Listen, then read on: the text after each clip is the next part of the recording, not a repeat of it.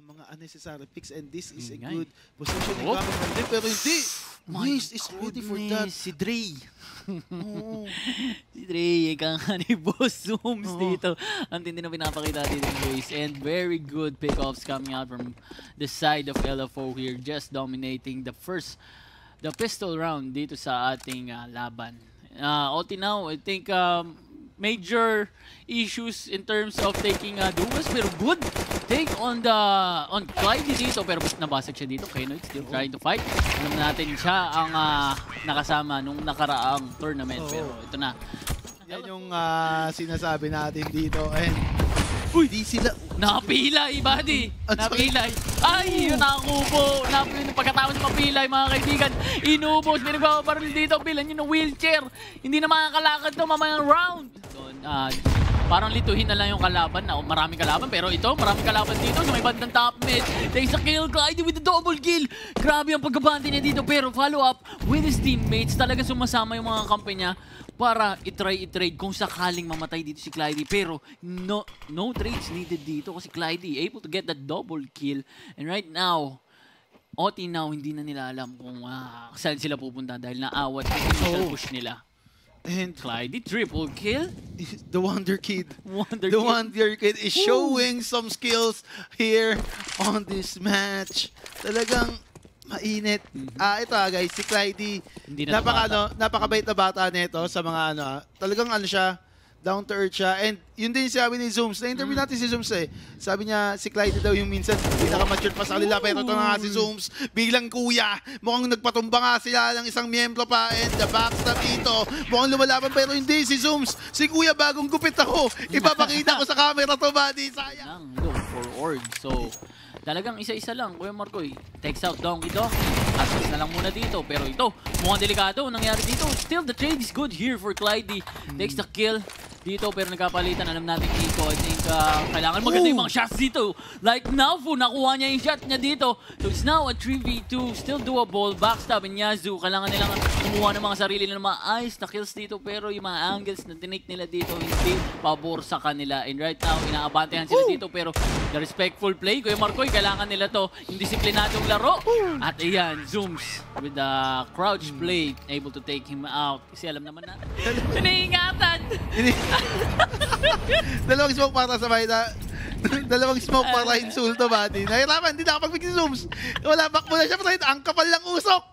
Ang kapal lang usok, hindi kinaya. Iba naman patawa ka ng dalawang smoke. Hindi ka talaga atras na. Wala akong makita, buddy. Wala akong makita, buddy. Pero, ito, nagkaroon na nga bakbakan. Ang galing naman doon ni Brother. Oh, Brother. Brother JTZ, nakuha din sa backstab. Nagkapalitan na nga. Waste, able to take out now. Whoop! Nagkapagkaan! Alam ni Yazoo. Yazoo? Yun luma na yun. Pero ito, Clyde, umabati na naman dito. Zooms as well. Dala-dalawa lahat ang mga trades dito ng LFO. Tulad yan, hindi naman siya sobrang aggressive. Just take the angle, try to get a kill, and move out of the way. Like this. Tulad ng sinasabi natin, backstab, gets down, and he moves out. Repositions onto side, and inaabangan niya ang player dito. Another kill, now goes down. Double kill para kay Wiz dito. So, gusto ko lang showdown ng dalawang offer dito. Zooms versus Kenoid. Yan yung mga gusto nating abangan. Pero anong op-op? Kaya ng digil ko yan, buddy. Tanggal ang ulo ni Wiz.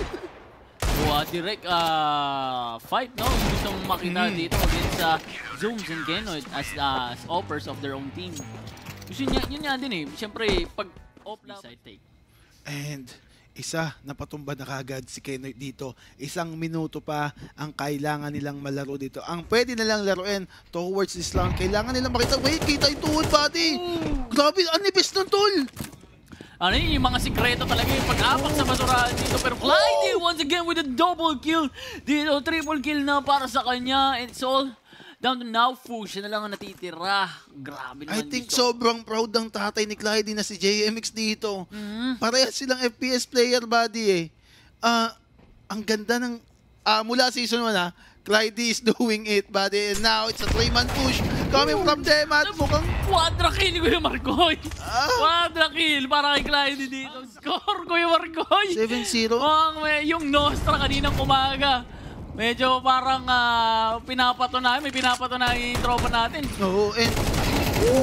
Waste with the triple kill.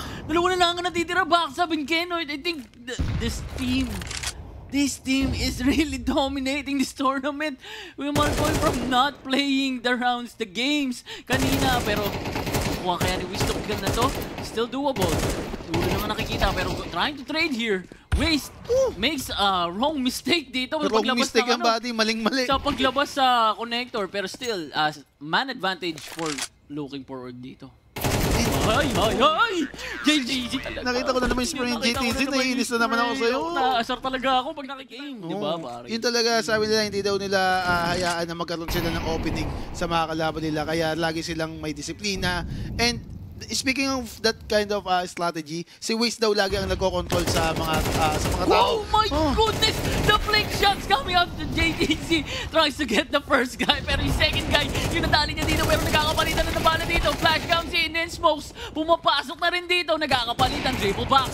Dooms dito, mauhuli siya. Not ready for the guy. Dito, si Donkey. So it's all up to Clyde and Wiz. Dahan-dahan silang gagapang dito, trying to take spots. Dito, spaces. Dito sa may A side, pero it's now down to Clyde and Kenoid. The boat stop.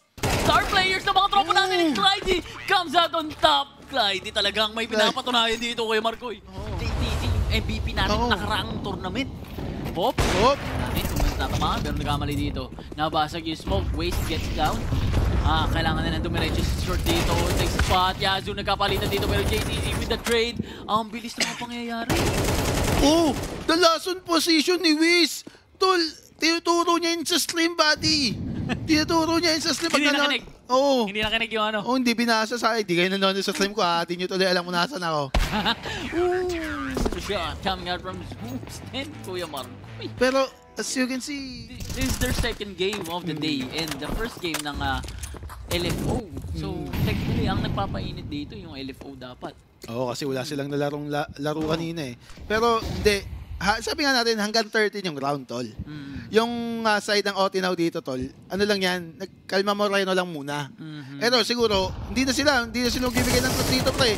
Parang ito na, wino-wallbang na mga kaibigan, pero... What? Nasaan? Si Zooms nung pinatay niya, si Donkey and Kenoid. Nagkakapalitan na nandito. And bigla, ganun na lang. Dalawa. Laban sa dalawa. So Zooms able to take out Yazoo. Magkakapalitan dito. Kenoid dito. Kailangan niya itanim ang bomba. Nasaan ang bomba? He needs to find that angles. Na tama niya nagawa. Clyde is down. Pero nakukuha siya ng barrel dito. Zooms still trying to lurk. Pero yun! The score on the board dito para sa OT now. Nakahinga din sila. Medyo nagwawala. Ito na, nagigising na. Nagigising na yung mga tropa. Bakit pinatay ni Yazoo si Naupo? Nagkakapalitan naman dito. Oh my goodness. Puro bubulag tayong nakikita natin, tol. Ano nangyayari, Kuya Marcoy? Ang bilis. Ang bilis ng pangyayari. So talagang exchange of bullets na lang makikita natin. Donkey na lang ang natitira for the side. Molly coming from Wiz using the... Si Wiz pala yung mahilig mag-og. Si Wiz pala. Yan bumibili, pero Kuya Marcoy, imagine mo yung ganong klaseng play. Magkapatayan. Si Wiz lagi na ganun Lagi talaga sila ganun maglaro. Oo, lagi sila ganun maglaro. Lagi naglalaro. Very technical nung maglaro sila dito. Mechanical skill, kompleto sila dito. Pagtalon, kompleto lahat dito. Yung mga flashes, pero hindi nila sinilip dito yung jail. And naubos sila ni Naupo dito. Alam mo, backstab, nagkapalitan na nga. And Waze is all alone. Dr. Dre, what are you gonna do? Wala na siyang nagawa, pare. It's a good round for Naupo. Ang dami niyang pinaupo. Naupo, kung nagawa nila yun, maabante sila. Pero right now, iba naman ang strategy na pinapakita nila. Kung pinagpapato na ng utility, talaga pinakain na lang kung ano-ano dito mga kalaban. LFO still trying to get on the site. Napigilan na nga dito ng mga tropa natin, Donkey. Along with Naupo, hindi sila makapasok dahil lang sa dalawang player na to. Wala sila magawa. And talagang, MG, JTZ is now ang natitira para lumaban. Takbo muna, tropa. Nakangiti. Asan yung bomba na? Saan yung bomba? Or nasa apps ata na huli na nga dito. And meron tropa. And the triple box. It's Kenoid. Ito na nga sinasabi natin. Baka nagigising na. Pagbili ng OD. Pero ito, close quarters ang gusto ng tropa natin na si Kenoid. He is able to get that one. Towards the side. Mid. Towards mid. And ito, si Backstab dito pa din. Ayun na, umakit na si Zooms. Ito yung sinasabi natin. The discipline coming from them. Oh, Ito no. na. Oh no, wag kang tatalon, Zooms. Makikita mo talaga yung bukol sa ulo mo. Tanggal ulo mo kay Backstab dito, tol. Backstab talaga. Backstab ka labas talaga mo dito. Pag tumalong ka, hacking ka. 30 seconds ko yung Marco. 30 seconds. Nag-call sila ng 30. Saka tatalon dito si Zooms. Oh, pag tumalon ka, akin ka. Eto na. Sisilip ka pa ba? Uy, hindi. Wala. Hindi pa tumalon, buddy. Hindi na pinareact. Oh. Over dito. Hindi na nag-react. Ayun Hindi na nahuli, Backstab. buddy. Talagang ready dito para kay Zooms. Alam nila yung play na yun. So, double swing onto this. My goodness. Jungle area. Nadali nga dito. Double kill naman dito para kay Wiz. Nabaligtad na yung laro. Donkey all alone to try and retake this site. So, naka-SMG naman siya dito. Pero ito, pinagraratat siya ni JTZ. What a good round. Giving them the match. Talaga pinakita niya dito. And wala na. So, kailangan nila makipag-battle dito sa may bandang mid. And they should have the control on this one. Donkey killing Waste. And now, hindi pa din sila nagkataon advantage dito even though napatay sila sa isang miyembro ng LFO kasi lumalaban pa din sila. And JTZ, siya naman ngayon ang umiikot sa 1-3-1 strategy na pinakita dito ng side ng LFO. Talaga napagkuha sila ng control on both side. Yung mid nila at saka yung A.